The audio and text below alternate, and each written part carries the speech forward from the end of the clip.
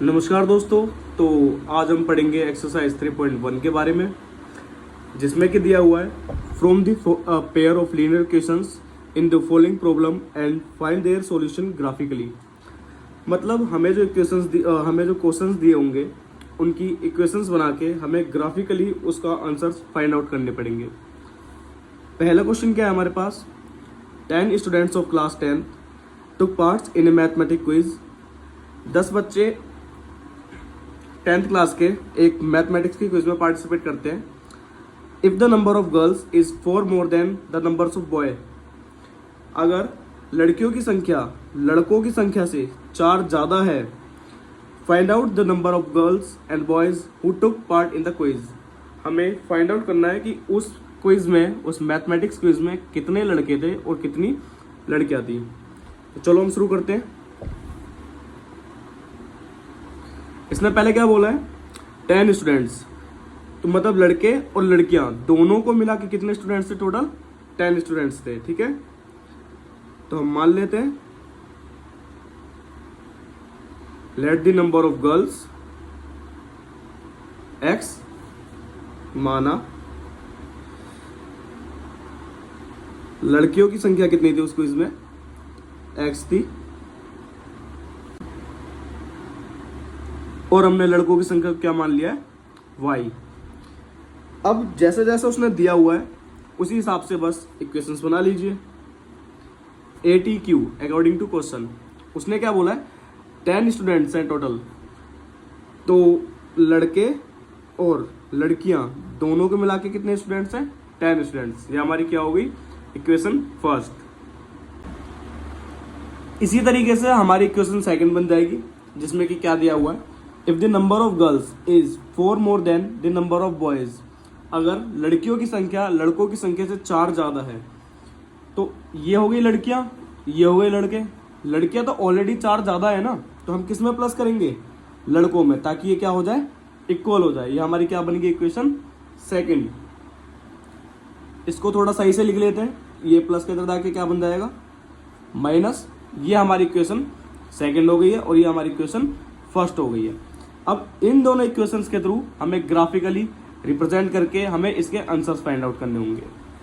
तो चलो पहले हम इक्वेशन फर्स्ट को ले लेते हैं।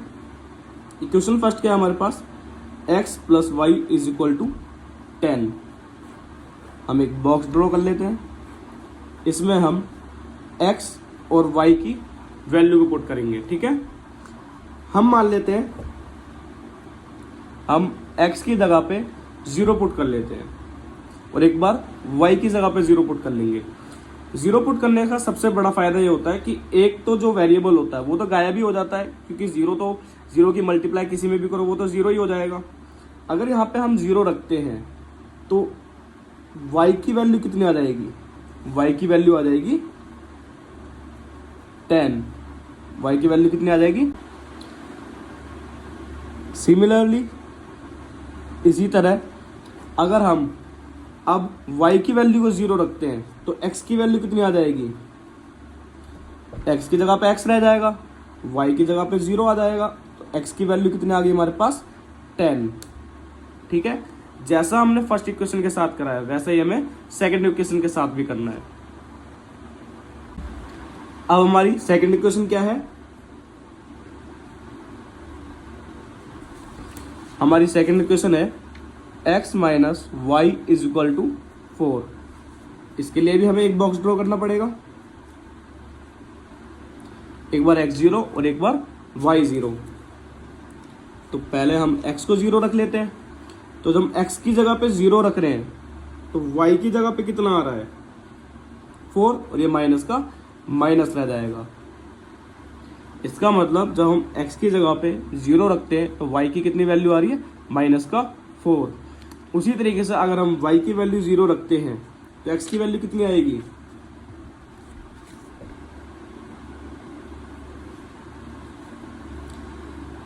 हमारे पास इक्वेशन ये है और हम पुट क्या कर रहे हैं, y की वैल्यू को 0 पुट कर रहे हैं। तो x की वैल्यू कितनी आ गई हमारे पास, 4। ठीक है, अब इसको हमें ग्राफ पे रिप्रेजेंट करना है। ठीक है, वो कैसे करेंगे अब ये देखते हैं। तो एक बार ये देख लेते हैं कि हमारे इक्वेशन से क्या क्या पॉइंट आए हैं। फ्रॉम इक्वेशन फर्स्ट, हमारी पहली इक्वेशन से क्या क्या पॉइंट आए हैं। जब x की वैल्यू 0 है तो y की वैल्यू 10, तो यहाँ पे हम लिख लेते हैं जब x की वैल्यू 0 है तो y की वैल्यू 10। उसी तरीके से जब x की वैल्यू 10 है, जब x की वैल्यू 10 है तो y की वैल्यू हमारी कितनी है 0। ये हमारे पहली इक्वेशन के पॉइंट है। उसी तरीके से हमारी दूसरी इक्वेशन के पॉइंट क्या है कि जब x की वैल्यू 0 है तो y की वैल्यू -4 है, और जब x की वैल्यू 4 है तो y की वैल्यू 0 है। तो अब हम इसको ग्राफ पे रिप्रेजेंट करेंगे, ठीक है।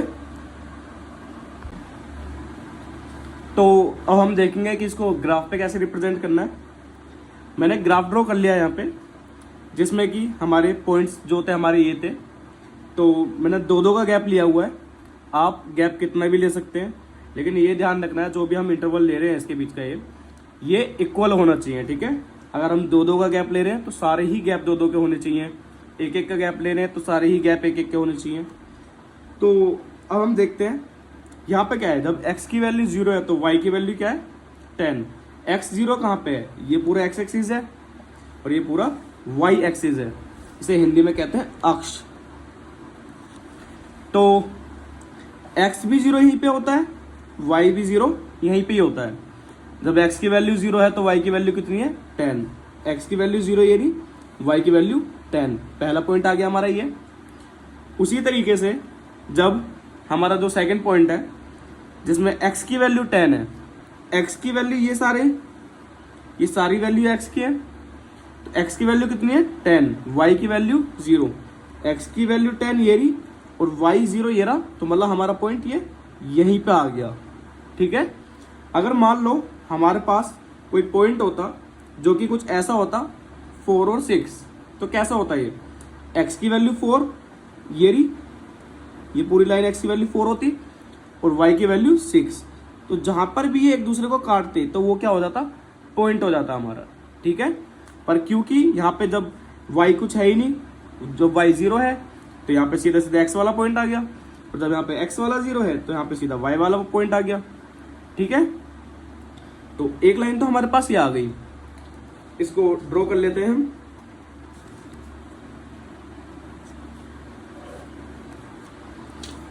इस पे इक्वेशंस लिख दो, x + y = 10। उसी तरीके से जो दूसरी वाली है, जब x की वैल्यू 0 है तो y की वैल्यू कितनी है -4, मतलब यही वाला पॉइंट आ गया, क्योंकि x की वैल्यू तो 0 है तो सीधा सीधा हम दूसरा पॉइंट देख लेंगे। उसी तरीके से यहाँ पे y में 0 है तो सीधा सीधा x वाला देख लेंगे। सॉरी, यहाँ पे y का पॉइंट -4 है तो वो यहाँ पे आएगा। ये क्यों नहीं है, क्योंकि ये x के पॉइंट है, ठीक है। y के पॉइंट हमारे ये है, और जब y की वैल्यू 0 है तो x की वैल्यू कितनी है 4, मतलब ये। इस लाइन को ड्रॉ कर दो।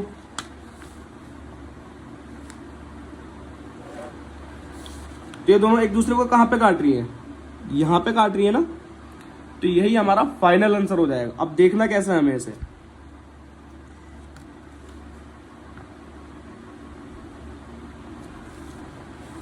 एक हमने ऐसे ड्रॉ कर ली और एक हमने x एक्सिस के पैरेलल ड्रॉ कर लिए।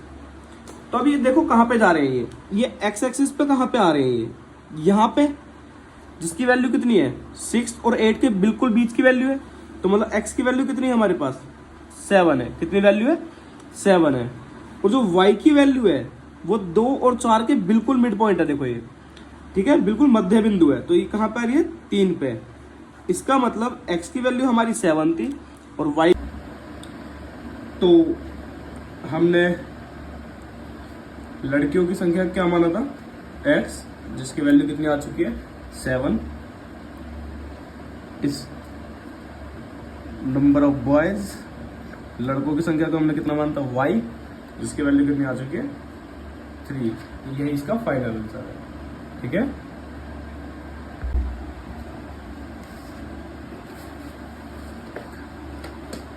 इसी तरीके से हमारे पास इसका दूसरा क्वेश्चन है, जिसमें कि क्या बोला हुआ है, 5 पेंसिल और 7 पेन, इन सबको मिला के कितने रुपए देने पड़ रहे हैं हमें, कितनी कीमत है उसकी, 50 रुपए।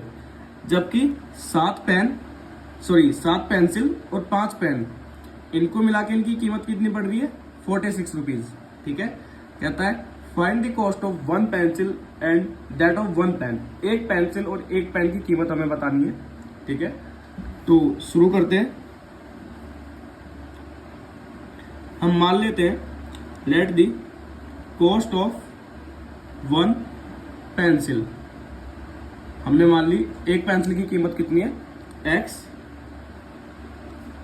उसी तरीके से हम मान लेते हैं कि एक पेन की कीमत कितनी है, y। अब अकॉर्डिंग टू क्वेश्चन क्या है, 5 पेंसिल, एक पेंसिल अगर x रुपए की है तो 5 पेंसिल कितने की होंगी, 5x की। अगर एक पेन y रुपए का है तो 7 पेन कितने के होंगे, 7y। एक साथ कितने रुपए देने पड़ रहे हैं हमें, 50 रुपए। मतलब इनको मिला के कितने हमें देने पड़ रहे हैं, 50 रुपए। ये हमारी कौन सी इक्वेशन होगी, फर्स्ट इक्वेशन हो गई। उसी तरीके से हमारी दूसरी इक्वेशन क्या होगी कि 7 पेंसिल और 5 पेन, एक पेंसिल कितने की है, x रुपीज की, 7 पेंसिल कितने की होगी, 7x। एक पेन कितने रुपए का है, y रुपए का, तो 5 पेन कितने के हो गए, 5y। इनको मिला के कितने रुपए देने पड़ रहे हैं हमें, 46। इनको मिला के कितने रुपए देने पड़ रहे हैं हमें, 46। तो हमारे पास 2 इक्वेशंस बन गई। अब बस पहले की तरह ही from equation first 5x plus 7y is equal to 50। अब सेम हम पहले की तरह एक बॉक्स बना लेंगे। अब हम पहले की तरह ही कर सकते हैं इसमें कि एक बार x0 और एक बार y0। इससे क्या होगा, कैलकुलेशन इजी तो हो जाएगी, लेकिन हमारे पास जो x और जो y वेरिएबल है उनकी जो वैल्यूज आएंगी वो कैसे आएंगी, डेसिमल में आएंगी, वो पॉइंट में चली जाएंगी। तो पॉइंट से बचने के लिए हम क्या करेंगे, इसमें हिट एंड ट्रायल मेथड का यूज करेंगे। हिट एंड ट्रायल मतलब अपने आप से ऐसी वैल्यूज रख के देखेंगे जिससे ये डेसिमल में ना जा पाए। जैसे कि हम मान लेते हैं इसमें, अगर हम y की जगह पे 5 मान लेते हैं तो 7 5 सा 35, प्लस के अंदर जाके माइनस 50 में से 35 जाएंगे 15, जो कि 5 से डिविजिबल होगा, जो 5 से इजीली डिवाइड हो सकता है। ठीक है, तो हम यहाँ पे x की जगह पे कितना मानने हैं, सॉरी y की जगह पे हम कितना मानने हैं यहाँ पे 5। तो रख देते हैं हम इस इक्वेशन में 5x प्लस 7, y इसकी मल्टीप्लाई में 5 आ गया, 50 आ गया, 7 5 सा 35, प्लस के अंदर जाके माइनस हो जाएगा, माइनस करके कितना आ गया ये 15, और मल्टीप्लाई के अंदर जाके डिवाइड। तो x की वैल्यू हमारे पास कितनी आ गई है, 3 आ चुकी है। मतलब हम जब हमने y की वैल्यू 5 रखी तो हमारे पास x की वैल्यू कितनी आ गई, 3 आ गई। उसी तरीके से अब हम यहाँ पे कुछ रखेंगे जिससे y की वैल्यू डेसिमल में ना जा पाए, एक फुल्ली इंटीजर आ जाए। ठीक है, तो ऐसे ही हम इसमें x की वैल्यू को माइनस का 4 मान लेते हैं। ठीक है, क्योंकि माइनस का 4 से क्या हो जाएगा, माइनस का 20, माइनस के अंदर जाके क्या हो जाएगा, प्लस 50 और 20 70, जो कि 7 से डिविजिबल होगा। तो 5 multiply by minus 4 plus 7y is equal to 50। 5 चौक 20 प्लस माइनस माइनस, माइनस के इधर जाके प्लस 50 और 20 कितने हो जाएंगे, 70, मल्टीप्लाई का डिवाइड, और y की वैल्यू कितनी आ गई, 10। इसका मतलब जब हमने x की वैल्यू को -4 रखा तो y की वैल्यू कितनी आ गई, 10। ठीक है, जैसा हमने फर्स्ट इक्वेशन के साथ करा है वैसे ही हमें सेकंड इक्वेशन को लेके सॉल्व आउट करना है। ठीक है, सिमिलरली हमें सेकंड इक्वेशन के साथ करना है, जो कि हमारे पास क्या है, 7x plus 5y is equal to 46। हमें एक बॉक्स ड्रॉ कर लेना है और उसके बाद हमें वैल्यूज पुट करके देखनी है। तो मैं यहाँ पे इसमें x की वैल्यू 3 पुट करके देख लेता हूँ। तो जब मैं x की जगह पे 3 पुट कर रहा हूँ तो 7 के 21 प्लस का यहाँ जाके माइनस,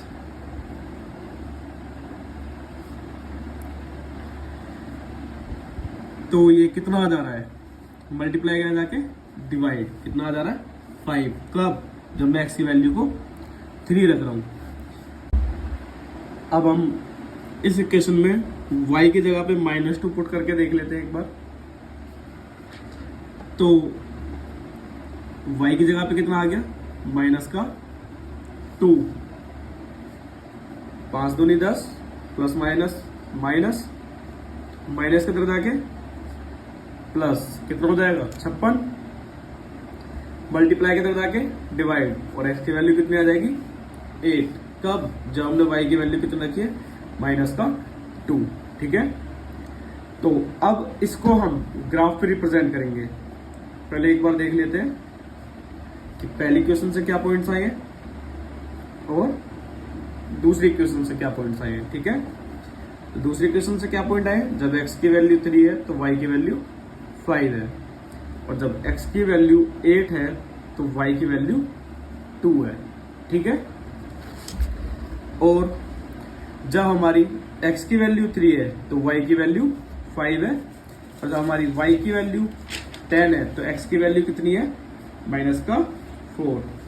ठीक है, तो इसको लिख लेते हैं हम यहाँ पे कि हमारी जब x की वैल्यू 3 है तो y की वैल्यू 5 है, और जब x की वैल्यू -4 है तो y की वैल्यू प्लस का 10 है। ठीक है, अब इसको हम इसको ग्राफ पे रिप्रेजेंट करेंगे। तो हमारी जो पहली क्वेश्चन से जो पॉइंट आए थे वो ये थे, और जो दूसरी क्वेश्चन से पॉइंट आए थे वो हमारे ये थे। तो पहले क्वेश्चन का पॉइंट क्या है, x की वैल्यू 3 है और y की वैल्यू 5। x की वैल्यू 3 ये रही और y की वैल्यू 5 ये रही। तो ये कहाँ पे इंटरसेक्ट कर रही है, ये कर रहे हैं यहाँ पे इंटरसेक्ट। ठीक है, उसी तरीके से y की वैल्यू x की वैल्यू -4 और y की वैल्यू 10। तो x की वैल्यू -4 कहाँ पे, ये तो सारे प्लस के होते हैं और ये सारे माइनस के होते हैं। तो x की वैल्यू -4 ये रही। ठीक है, और y की वैल्यू 10 पॉजिटिव। एक पॉइंट आ गया हमारा ये रहा। ठीक है, तो पहले इसको ड्रॉ कर लेंगे।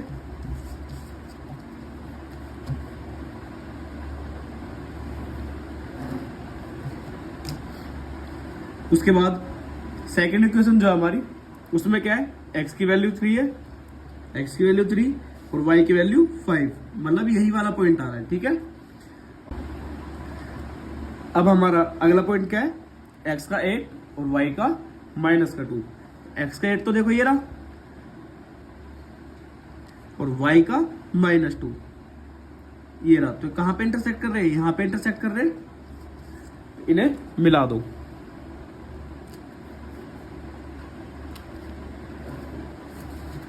अब देखो जरा, ये दोनों लाइनें एक दूसरे को कहां पे इंटरसेक्ट कर रही हैं, कहां पे काट रही है, इस वाले पॉइंट पे।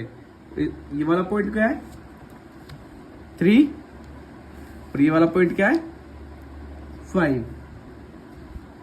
यहां पे आप इक्वेशंस भी लिख सकते हैं। ठीक है, पहली इक्वेशन क्या थी हमारी, पहली इक्वेशन ये थी हमारी, और दूसरी इक्वेशन ये है हमारी। तो दूसरी इक्वेशन क्या है हमारे पास, 7x plus 5y equal to 46, और ये पहली क्वेश्चन है जो कि क्या थी हमारी, 5x plus 7y is equal to 50। ठीक है, तो ये x का पॉइंट आ गया और ये y का पॉइंट आ गया। ठीक है, हमारा फाइनल आंसर क्या आया है, x की वैल्यू 3 है और y की वैल्यू 5 है। बस यही आंसर था हमारा। हमने पेंसिल की कीमत क्या मानी थी, x, और x की वैल्यू हमारी कितनी आ चुकी है, 3। और हमने पेन की कीमत को क्या माना था, y, जिसकी वैल्यू हमारी कितनी आ चुकी है, 5। ठीक है, ये था हमारा सेकंड क्वेश्चन। बाकी की चीजें हम पढ़ेंगे नेक्स्ट क्लास में। आज के लिए इतना ही। Thank you.